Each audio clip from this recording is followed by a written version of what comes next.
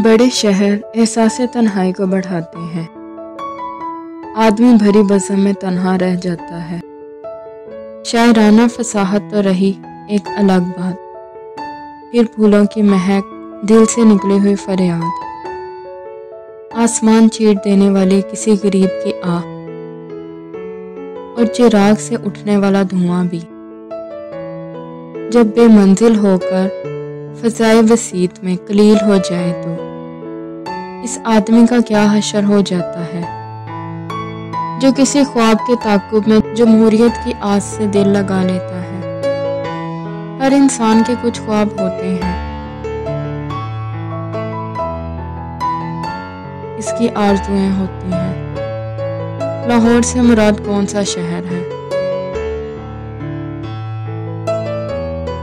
आया वो हिंदू शाहिया का दारुल सल्तनत गंधारा वाला लाहौर है, या पंजाब का मौजूद मशहूर व मारूफ शहर है?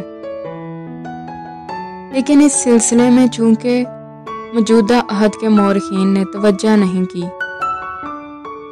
इसलिए इन्होंने इस बहस को, जो एक साफ और बिल्कुल वाज़िया थी, किस कदर उलझा दिया है।